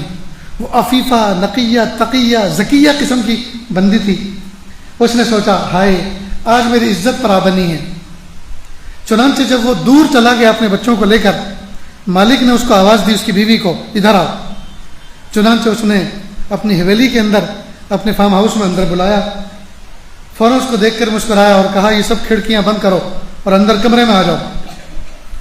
بس وہ عفیف, پاک دامن, حیا کا نمونہ ذات تھی وہ لڑکی. بس وہ تو اس کی کپ کپی چھوٹ گئی. اس نے کھڑکی دروازے بند کرنے شروع کیے اور آنسوؤں کی برسات رب کے سامنے پیش کی. میرے پیارے رب آج میری عزت پر آ بنی ہے. میرے پیارے اللہ میں نے کبھی بھی کسی نامحرم کے ساتھ میں حرام تعلقات قائم نہیں کیے. میرے پیارے اللہ جب میں کنواری تھی جب میں نے کسی کے ساتھ میں حرام تعلقات قائم نہیں کیے. اب جب کہ میں کئی بچوں کی ماں ہوں اللہ اب یہ کیا مصیبت آئی ہے, اب یہ کیا میرے اوپر آزمائش آئی ہے. میرے پیارے رب میری حفاظت فرما. اب وہ کھڑکی بند کر رہی ہے, دل ہی دل کے اندر اللہ سے مناجات کر رہی ہے, آنسو بہا رہی ہے. جب ساری کھڑکی دروازے بند کر دیے ایک کونے میں اللہ کے سامنے کھڑے ہو کر رونے لگی. اب اس نے زور سے آواز دی کہ کہاں ہے تو, ابھی تک تو نے کھڑکی دروازے بند نہیں کیے. کہ جی میرے مالک میں نے سارے کھڑکی دروازے بند کر دیے لیکن ایک کھڑکی مجھ سے بند نہیں ہو رہی. اب وہ بھاری بھرکم ہو کر آیا اور کہ کون سی کھڑکی تجھ سے بند نہیں ہو رہی, کیا تو اتنی کمزور ہے کہ تجھ سے کھڑکی بند نہیں ہوتی؟ اس نے کہا مخلوق جن کھڑکیوں اور دروازوں سے دیکھتی ہیں وہ تو میں نے ساری بند کر دی, لیکن جس کھڑکی سے میرا رب مجھے دیکھ رہا ہے وہ کھڑکی مجھ سے بند نہیں ہو پا رہی. بس اتنا کہنا تھا. اس نوجوان کے پیروں کے نیچے سے زمین نکل گئی. اس نے سوچا ہائے اس نے مجھے کیسا اپنے رب کی طرف متوجہ کیا, کیسا میرے اللہ تعالیٰ کی یاد دلا دی. فوراً کانپ گیا, قدموں میں گر گیا اور کہا سوری مجھے معاف کر دو, اللہ کے واسطے مجھے معاف کر دو, اللہ کے واسطے مجھے معاف کر دو. تم اللہ کی اتنی نیک بندی اور میں کتنا خبیث, میں کتنا گیا گزرا انسان کہ تیرے اندر لالچ رکھتا ہوں. اللہ کے لیے مجھے معاف کر دو, اللہ کے لیے مجھے معاف کر دو. میرے بھائیوں یہ چیز اگر ہمارے اندر پیدا ہو جائے میرا رب مجھے دیکھ رہا ہے, میرا رب مجھے دیکھ رہا ہے, تو دوستو ہماری جلوت اور خلوت دونوں برابر ہو جائے. کیا مخلوق اور کیا تنہائی، ہماری سب کے سب برابر ہو جائیں گی۔ اس لیے ایک صحابی کے سامنے اللہ کے محبوب صلی اللہ علیہ وسلم نے یہ نصیحت فرمائی، اتق اللہ حیث ما کنت۔ غالباً معاذ بن جبل رضی اللہ عنہ کی نصیحت فرمائی تھی، اتق اللہ حیث ما کنت، اللہ سے ڈرتے رہو جہاں کہیں بھی تم ہو۔ کیا مطلب؟ جہاں کہیں بھی ہو۔ مجلس میں گناہ کا تصور نہیں کر رہے، کیوں کہ اس وقت اللہ کی رحمت برس رہی ہے، مجلس کا روحانی ماحول سجا ہوا ہے۔ مسجد کے اندر نماز پڑھنے آتے ہیں، وہاں گناہ کا تصور نہیں کرتے، یہ اللہ کا گھر ہے، خانہ خدا ہے۔ قبرستان میں گناہ نہیں ہوتے، کیوں؟ اس لیے کہ قبرستان ہے، ہمیں بھی مر کے یہاں آنا ہے۔ تو کچھ جگہوں پہ تو ہم آٹومیٹکلی متقی ہوتے ہیں، لیکن کمال تو یہ ہے حیث ما کنت، اللہ سے ڈرے جہاں کہیں بھی ہو۔ مسجد میں ہے تو بھی، بازار میں ہے تو بھی، حرم میں ہے تو بھی، تنہائی میں ہے تو بھی، جہاں جہاں تنہائیوں میں ہے، جہاں گناہ ہوتے ہیں وہاں بھی ہم اللہ سے ڈریں۔ یہ ہے اتق اللہ حیث ما کنت، اللہ سے ڈرو جہاں کہیں بھی تم ہو۔ اسی طرح کچھ شخصیات تو ایسی ہوتی ہیں، ان کے سامنے بندہ تقوی کے ساتھ رہتا ہے، ماں باپ کے سامنے، استاد پیر و مرشد کے سامنے بندہ گناہ کرنا تو دور کی بات ہے، تصور بھی اپنے ذہن میں نہیں لاتا، کیوں؟ استاد ہیں سامنے، ماں باپ ہیں سامنے، مرشد ہیں سامنے۔ لیکن جب یہ نہیں ہوتے تو پھر دوسروں کے سامنے محفل میں بیٹھا ہوا ہے اور گناہ کی پلاننگ کر رہے ہیں۔ تو اتق اللہ حیث ما کنت، استاد ہو یا نہ ہو، مرشد ہو یا نہ ہو، ماں باپ ہو یا نہ ہو، کسی بھی محفل میں کہیں بھی بیٹھے ہوں، چاہے پارلیمنٹ میں ہوں، چاہے اپنے آفس میں ہوں، چاہے جاب پر ہوں، چاہے شاپ پر ہوں، چاہے کھیت اور کھلیان میں ہوں، جہاں کہیں بھی ہوں اللہ سے ڈرتے رہو۔ دوستو، یہ چند باتیں جو آپ کے سامنے پیش کی، میں اللہ تعالیٰ سے دعا کرتا ہوں رب کریم مجھے بھی اس پر عمل کی توفیق عطا فرمائے، اللہ آپ سب کو بھی عمل کی توفیق عطا فرمائے۔ پیارے اللہ، آج تک جیسی زندگی گزری وہ گزر گئی، میرے پیارے اللہ بقیہ زندگی کو آپ کی رضا اور مرضی کے مطابق گزارنے کی توفیق عطا فرمائیے، آمین وآخر دعوانا یا رب العالمین۔ دعا سے پہلے تھوڑی سی دیر کے لیے آنکھوں کو بند کر لیں، اور مراقبے سے پہلے کچھ لوگ بیت کے کلمات پڑھنا چاہتے تھے، توبہ کے کلمات پڑھنا چاہتے تھے، یہ عاجز توبہ کے کلمات پڑھاتا ہے، میرے پیچھے پیچھے پڑھتے چلیں۔ بسم اللہ الرحمن الرحیم،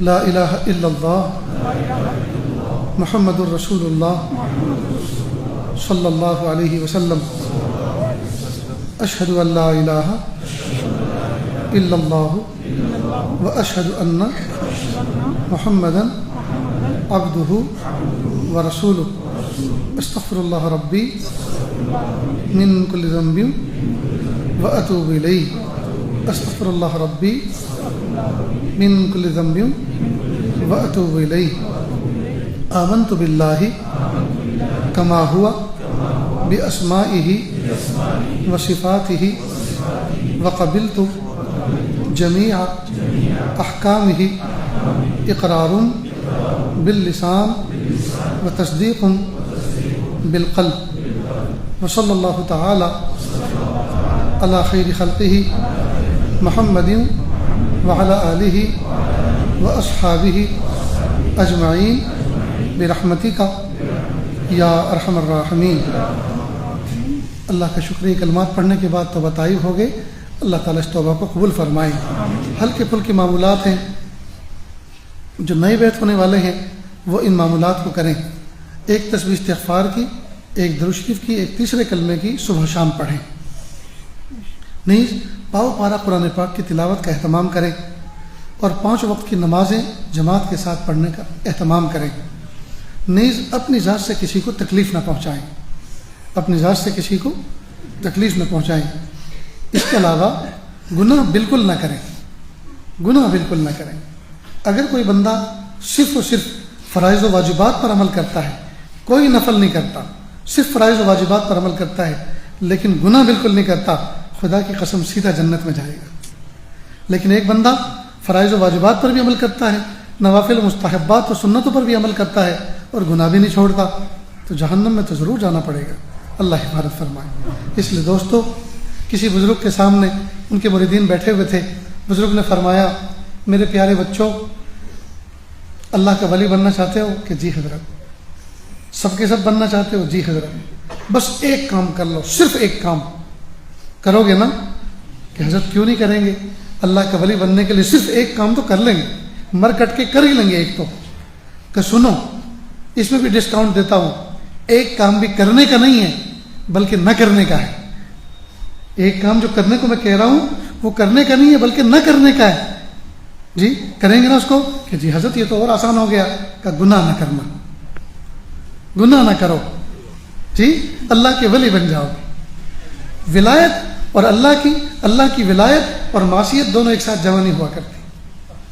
اللہ ہم سب کی حفاظت. کہنے والا بھی محتاج ہے, سننے والے بھی محتاج ہے, ہم سب کے سب محتاج بندے ہیں.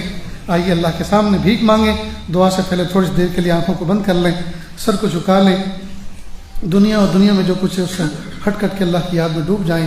نیت کریں اللہ کی رحمت آ رہی ہے, میرے دل میں سما رہی ہے, میرے دل سے گناہوں کی ظلمت و سیاہی دور ہو رہی ہے. میرا دل کہہ رہا ہے اللہ اللہ اللہ.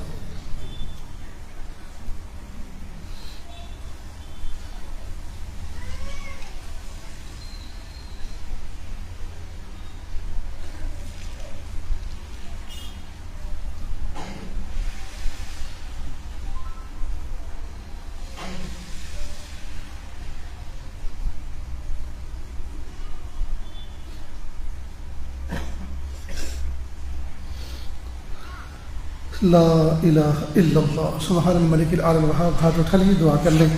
بسم اللہ الرحمن الرحیم. الحمد للہ رب العالمین الرحمن الرحیم مالک یوم الدین. ایاک نعبد و ایاک نستعین. اہدنا الصراط المستقیم صراط الذین انعمت علیہم غیر المغضوب علیہم ولا الضالین. آمین یا رب العالمین. اللہ جی ہم ظاہر میں آپ کے بندے, حقیقت میں نہایت گندے. اللہ ہمارے دلوں کی گندگی کو دور فرما, ہمیں اپنی بندگی کے سلیقہ عطا فرما. شرمندگی والے کاموں سے ہماری حفاظت فرما, برے دین سے, بری بات سے, بری رات سے, برے انجام سے ہماری حفاظت فرما, سوء خاتمہ سے ہماری حفاظت فرما. اللہ جی یہ ہاتھ اٹھائے جانے کے قابل نہیں اور یہ زبان کو سوال کرنے کے قابل نہیں. میرے پیارے رب آپ سے نہ مانگے تو کس سے مانگے, آپ سے سوال نہ کرے تو کس سے سوال کریں. ایک کمزور ایک قوی کے دروازے پر, ایک سائل ایک سخی کے دروازے پر, ایک محتاج ایک غنی کے دروازے پر حاضر ہے. میرے پیارے اللہ معاف کر دیجیے, معاف کر دیجیے, معاف کر دیجیے, معاف کر دیجیے. میرے پیارے اللہ اس محفل میں نوجوان بچے اللہ پھول جیسی جوانی رکھنے والے بیٹھے ہوئے ہیں, گرم گرم خون رکھنے والے بیٹھے ہوئے ہیں. میرے پیارے رب, میرے پیارے رب آج یہ گرم خون رکھنے والے جوان بچے اپنے گناہوں پر نادم و شرمندہ ہیں.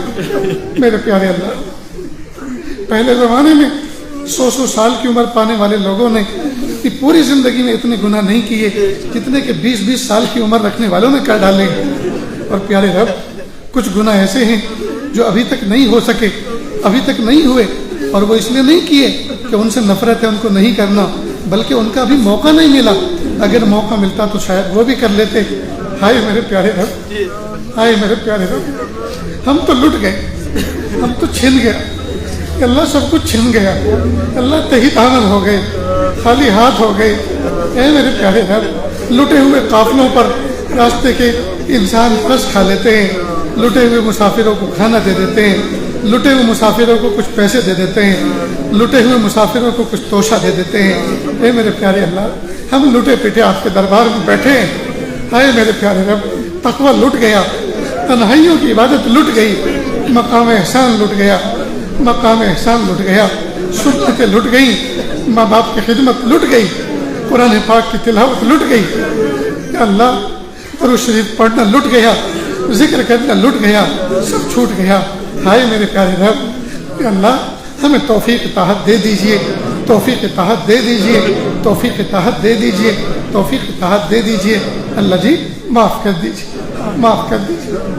رب کریم معاف کر دیجئے, اچھے رب معاف کر دیجئے, سہنے رب معاف کر دیجئے, اچھے اللہ معاف کر دیجئے, اچھے اللہ معاف کر دیجئے, سہنے اللہ معاف کر دیجئے, اچھے رب معاف کر دیجئے, سہنے رب معاف کر دیجئے. اپنا بنا لیجئے, اپنا بنا لیجئے, اپنا بنا لیجئے. میرے پیارے اللہ ایک ماں کے 5 بچے ہوں, 4 صاف ستھرے ہوں, گھر میں مہمان آنے والے ہوں, اور ایک بچے نے نجاست کی ہو, گندگی کی ہو, اس پہ مکھی بھنک رہی ہو, تو ماں کی سب سے زیادہ توجہ اس بچے کی طرف ہوتی ہے کہ اچھوں کو تو کوئی بھی گود میں اٹھا لے گا, میرے اس گندے کی طرف کوئی دیکھنا بھی پسند نہیں کرے گا. میرے پیارے اللہ جس ماں کا بچہ گندا ہوتا ہے ماں کی سب سے زیادہ توجہ اس بچے پر ہوتی ہے. اللہ جی ہم سب سے زیادہ گندے ہیں آپ کے, میرے اللہ آپ کے بندوں میں سب سے زیادہ گندے بندے ہیں. اللہ جی توجہ فرما لیجئے، آپ تو 70 ماؤں سے زیادہ مشفق و مہربان ہیں، آپ توجہ فرما لیجئے، آپ ہمیں معاف کر دیجئے، آپ ہمیں دھوبی بیٹا چاند سا بنا دیجئے، دھوبی بیٹا چاند سا بنا دیجئے، اللہ ہمیں پاک کر دیجئے، اللہ ہمیں صاف کر دیجئے، ماں باپ کی آنکھوں کی ٹھنڈک بنا دیجئے میرے پیارے اللہ۔ ابھی تو نوجوان بچے کماتے بھی نہیں ہیں، ابھی تو باپ کمائی پہ راج کرتے ہیں، باپ کمائی کا ڈیزل اور پیٹرول پھونکتے ہیں، باپ کمائی کا انٹرنیٹ پیکج لیتے ہیں۔ اے میرے پیارے اللہ، پھر بھی ہم باپ کی خدمت نہیں کر پاتے، پھر بھی باپ تنہائی میں اپنی بیٹھک میں پڑا ہوتا ہے، ہم اس کے پاس آ کے نہیں بیٹھتے، نہیں پوچھتے ابا تمہارا کیا دکھتا ہے، نہیں ان کے پیر دباتے، نہیں ان کے سر پہ تیل کی مالش کرتے۔ ماں جو صبح سے شام تک خادموں کی طرح، باندیوں کی طرح، نوکرانیوں کی طرح ہمارے لیے پکوان تیار کرتی ہے، ہمارے کپڑے واشنگ مشین سے دھو کے نکالتی ہے، پرہیز کرتی ہے، اس ماں کو نہیں پوچھتے امی آپ کو کیا خدمت کی ضرورت ہے، امی آپ کو کیا چاہیے۔ ہائے میرے پیارے رب، آج کے نوجوان بچے اور بچیوں کو کیا ہو گیا، یہ فون کے ہو کر رہ گئی، انٹرنیٹ کے ہو کر رہ گئی۔ میرے پیارے اللہ، بچوں کو یہ توفیق دے دیجئے، وہ محبت کی نظر سے روزانہ صبح شام ماں باپ کو محبت کی نظر سے دیکھنے والے بنے۔ حدیث پاک میں ہے جو بچہ بچی اپنے ماں باپ کو محبت کی نظر سے دیکھے اس کو مقبول حج عمرے کا ثواب ملتا ہے۔ حدیث کے مفہوم ہے میرے پیارے اللہ، بچوں کو اپنے ماں باپ کو محبت کی نظر سے، عظمت کی نظر سے دیکھنے کی توفیق عطا فرما۔ کہ اللہ گھر جہنم کے نمونے بن چکے ہیں، اللہ ان کو جنت کا نمونہ بنا دیجیے۔ کہ اللہ گھروں کے اندر بہت سی ہماری ماں بہنیں ایسی ہیں جن کا نکاح ہوئے زمانہ گزر چکا لیکن گود اولاد سے خالی ہے، اللہ سب کو نرینہ اولاد عطا فرما، بیٹی بھی عطا فرما اور بیٹے بھی عطا فرما۔ کہ اللہ کتنے ایسے ہیں جن کا نکاح ہوئے زمانہ گزر چکا لیکن میاں بیوی میں آج تک محبت پیدا نہ ہو سکی، اللہ سچی محبت پیدا فرما، سچی الفت پیدا فرما۔ کہ اللہ کتنے ایسے ہیں جن کے بچے ہو چکے لیکن بچے نافرمان نکلے، اللہ اولاد کے دکھوں سے حفاظت فرما، اللہ اولاد کے دکھوں سے حفاظت فرما، اولاد کو فرما بردار بنا دیجئے، اللہ اولاد کو نیکوکار بنا دیجئے۔ اے میرے پیارے رب، اے میرے سونے رب، ہم آج تک آپ کی دی ہوئی نعمتوں کا شکر ادا نہ کر سکے، اللہ بروز محشر قیامت کے دن اگر ہم میں سے آپ نے ایک ایک کو تنہائی میں بلایا اور تنہائی میں بلانے کے بعد یہ کہا اے میرے بندے تم نے راتوں کی تنہائیوں میں اور راتوں کی خلوتوں کے اندر جو نافرمانیاں کی تھی، جو گناہ کیے تھے، ہم نے اپنے فرشتوں کے ذریعے سے اس کی ویڈیو تیار کروائی تھی، مووی تیار کرائی تھی، کیا اس کو ڈسپلے پہ دکھا دیا جائے؟ کیا تم اس بات کو پسند کرتے ہو اس کو دکھا دیں یا پھر اس کے بدلے تم جہنم میں جانا پسند کرو گے؟ تو پیارے اللہ، ہم میں سے کوئی مائی کلال ایسا نہیں ہے کہ اللہ جو اس کو ڈسپلے کروانا پسند کرے، سب کہیں گے اللہ نانا پیارے اللہ مت کیجیے ایسا، ہم جہنم میں کوئلہ بن جائیں گے، ہم جل کر خاک ہونا پسند کریں گے۔ لیکن اگر آپ نے دکھا دیا، پیاری ماں دیکھے گی اور کہے گی ہائے میری چھاتی سے دودھ پی کر یہ کرتا تھا، میری چھاتی سے دودھ پی کر یہ میری بچی ایسے کارنامے انجام دیتی تھی۔ میرے پیارے رب، میرے پیارے نبی دیکھیں گے، شرمندہ جائیں گے، میرا امتی ہو کر ایسے کام کرتا تھا۔ میرے پیارے اللہ، میرے سگے بھائی دیکھیں گے اور کہیں گے میرا بھائی بزرگ بنا پھرتا تھا اور تنہائی میں ایسے کام کیا کرتا تھا۔ اللہ بڑی رسوائی ہو جائے، اللہ بڑی رسوائی ہو جائے، بڑی رسوائی ہو جائے۔ اللہ ہم تو دنیا میں چار بندوں کے سامنے کی رسوائی کو برداشت نہیں کر سکتے، قیامت کے دن میدان محشر کی رسوائی کو کیسے برداشت کریں گے؟ اللہ جی بچا لیجیے، اللہ جی بچا لیجیے، اللہ جی بچا لیجیے، اللہ جی بچا لیجیے، اللہ جی بچا لیجیے، اللہ جی بچا لیجیے، اللہ جی بچا لیجیے، معاف کر دیجیے، معاف کر دیجیے، معاف کر دیجیے۔ آج تو ہم دھوبی پٹا چاند سا معافی کے ساتھ اٹھنا چاہتے ہیں، اللہ صفائی کے ساتھ اٹھنا چاہتے ہیں، تقوی کے ساتھ اٹھنا چاہتے ہیں، پاکیزگی کے ساتھ اٹھنا چاہتے ہیں۔ میرے پیارے اللہ دھو دیجیے، پیارے اللہ دھو دیجیے، پیارے اللہ پاک کر دیجیے، پیارے اللہ۔ ابھی ابھی آپ نے بارش برسائی، سارے پتوں نے، درخت کے سارے پتوں نے غسل کر لیا، سارے پتے صاف ستھرے ہو گئے۔ اے میرے پیارے رب، درختوں کو کون نہلاتا ہے؟ درختوں کو کون غسل دیتا ہے؟ درختوں کی گرد کو کون دھوتا ہے؟ اے میرے پیارے رب، آپ بارش برساتے ہیں، سارے درخت غسل کر لیتے ہیں، سارے درخت کا غسل ہو جاتا ہے۔ اے میرے پیارے رب، رحمت کی بارش برسا دیجیے اور ہمارے باطن کو اللہ پاکیزگی تقوی کا غسل دے دیجئے، تقوی کا غسل دے دیجئے اس وقت کے آنے سے پہلے کہ لوگ ہمیں غسل میت دے، غسل توبہ کی توفیق عطا فرما۔ اس وقت کے آنے سے پہلے لوگ ہمیں کفن پہنائیں، لباس تقوی پہننے کی توفیق عطا فرما۔ اس وقت کے آنے سے پہلے کہ لوگ ہماری جنازے کی نمازیں پڑھیں، کہ اللہ ہمیں اختیار سے نماز پڑھنے کی توفیق عطا فرما۔ میرے پیارے اللہ، وہ وقت کیسا ہوگا، وہ منظر بھی کیسا ہوگا جب ہماری روح نکل جائے گی، بیوی الگ رہے گی، بچے الگ تڑپیں گے، دوست احباب الگ تڑپیں گے۔ پھر تھوڑی دیر کے بعد مرد گھر میں داخل ہوں گے، عورتوں کو کہیں گے رونا بند کرو، خاموش ہو جاؤ، صبر کرو، سورہ فاتحہ پڑھو، تلاوت کرو۔ عورتوں کو ایک طرف کونے میں کر دیں گے اور کچھ مرد لوگ ہمارے جسم کو غسل دیں گے۔ ہمارے پہنے ہوئے کپڑے، جن کپڑوں کو پہن کر ہم ناز سے چلا کرتے تھے، نکل سکتے ہوں گے تو نکالیں گے، ورنہ کینچی سے کاٹ ڈالیں گے۔ پھر ہمیں غسل دیا جائے گا، پھر ہمیں 2-3 چادروں میں لپیٹ دیا جائے گا، پھر ہمیں جنازے کی چارپائی پہ لٹا کر ہمیں 4 کندھوں کے ذریعے سے گھر کے باہر نکالا جائے گا۔ بچے الگ تڑپے گی، بیوی الگ تڑپے گی، بچے الگ تڑپیں گے، دوست احباب الگ تڑپیں گے، اہل والے الگ تڑپیں گے۔ اور پھر پیارے اللہ، پھر چند قدم کے فاصلے پر ہمارے جنازے کو قبرستان میں رکھ دیا جائے گا۔ اس کے بعد ہماری میت کو قبر کو اتاری جائے گی، تختے درست کیے جائیں گے، اور سب جتنے بھی نیئر دیئر ہوں گے سارے کے سارے 3-3 مٹھی مٹی ہماری قبر میں ڈال کے کھڑے ہو جائیں گے۔ سب کے سب اپنے اپنے گھر چلے جائیں گے۔ پھر ہم ہوں گے، فرشتے ہوں گے، ہم ہوں گے، یا تو عذاب ہوگا یا جنت کا گھڑا ہوگا۔ آئے میرے پیارے رب، میرے پیارے رب، ہم آپ سے معافی چاہتے ہیں کہ اللہ ہماری قبر کو دفنانے سے پہلے اللہ جنت کا گھڑا بنانے کے فیصلے فرما دیجیے، جنت کے باغ بنانے کا فیصلہ فرما دیجیے۔ اللہ ہمیں بخشے ہوئے گنہگاروں میں شامل فرما دیجیے کہ اللہ ہماری نسلوں کی مغفرت فرما دیجیے، اللہ ہمارے گھر میں دین اور تقوی عطا فرما دیجیے، ہمارے گھر والوں کو متقی بنا دیجیے، ہمارے گھر میں دین کو زندہ کر دیجیے۔ میرے پیارے اللہ، کہ اللہ پیارے پیارے نوجوان بچے نشے کی طرف جا رہے، شراب کی طرف جا رہے، جوئے کی طرف جا رہے، کہ اللہ پیارے نبی ہوتے ایک ایک کی پیشانی کا بوسہ دیتے، ایک ایک کو سینے سے لگاتے، ایک ایک کا گریبان پکڑتے اور سمجھاتے۔ میرے پیارے رب، اب تو کوئی نبی آنے والا نہیں، کہ اللہ جو علماء ہیں، کہ اللہ ان کی زبان میں یہ تاثیر پیدا فرما، جو بھی نصیحت کریں کہ اللہ ان کے دل پر اثر کرے۔ میرے پیارے اللہ، نوجوان بچوں کو اپنے بزرگوں کے ساتھ، علماء صلحاء کے ساتھ وابستہ رہنے کی توفیق عطا فرما۔ میرے پیارے اللہ، جو مانگا عطا فرما، جو مانگنے سے رہ کے وہ بھی عطا فرما۔ اللہ جی مانگنا نہیں آتا، بن مانگی عطا فرما، مانگنے کا ڈھنگ و سلیقہ عطا فرما۔ وصلی اللہ تعالی علی خیر خلقہ محمد و آلہ و اصحابہ اجمعین برحمتک یا ارحم الراحمین۔